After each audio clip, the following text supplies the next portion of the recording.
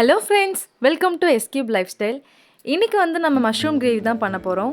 அதுக்கு வந்து ஃபஸ்ட்டு மஷ்ரூமை எடுத்துகிட்டு நல்லா வாஷ் பண்ணிவிட்டு ஃபைனாக வந்து கட் பண்ணி எடுத்துக்கலாம்.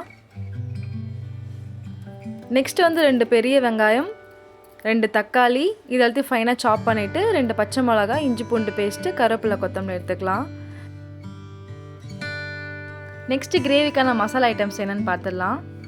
1 ஸ்பூன் தனி மிளகாய் தூள், 2 ஸ்பூன் தனியாத்தூள், 1/2 ஸ்பூன் சீரகத்தூள், 1/4 ஸ்பூன் கரம் மசாலா, கொஞ்சமாக மஞ்சத்தூள் எடுத்துக்கலாம். நெக்ஸ்ட்டு வானல் நல்லா காஞ்ச உடனே எண்ணெய் ஆட் பண்ணி அதில் 2 பட்டை, ஒரு பிரிஞ்சி இலை, கொஞ்சமாக சோம்பு ஆட் பண்ணிக்கலாம்.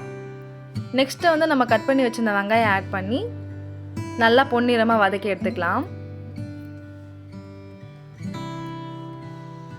வெங்காயம் நல்லா வதங்கினோன்னா இஞ்சி பூண்டு பேஸ்ட்டு, பச்சை மிளகாவும் ஆட் பண்ணிவிட்டு நல்லா வதக்கிக்கலாம். நெக்ஸ்ட்டு நம்ம வச்சுருந்த மசாலா ஐட்டம்ஸ்லாம் இதில் ஆட் பண்ணி ஜஸ்ட் ஒரு 2 மினிட்ஸ் நல்லா வதக்கி எடுத்துக்கலாம்.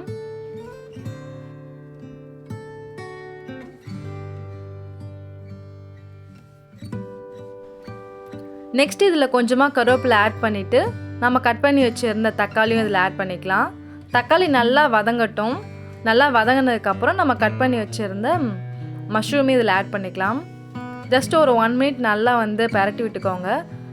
அதுக்கப்புறம் அதுலேருந்து கொஞ்சமாக வந்து தண்ணி விட ஆரம்பிக்கும். அந்த ஸ்டேஜில் வந்து 1 டம்ளர் தண்ணி நம்ம ஆட் பண்ணிவிட்டு தேவையான அளவுக்கு உப்பும் ஆட் பண்ணிக்கலாம். நல்லா தண்ணி சுண்டி கிரேவி பதத்துக்கு வந்தோன்னா நம்ம அடுப்பை ஆஃப் பண்ணிட்டு கொத்தமல்லியை ஆட் பண்ணி சர்வ் பண்ணிக்க வேண்டியது தான்.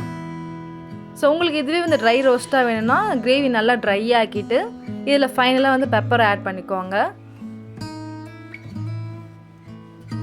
சூப்பரான டெலிஷியஸான மஷ்ரூம் கிரேவி ரெடி ஆகிடுச்சு. கண்டிப்பாக இந்த டிஷ் வந்து ட்ரை பண்ணி பாருங்கள்.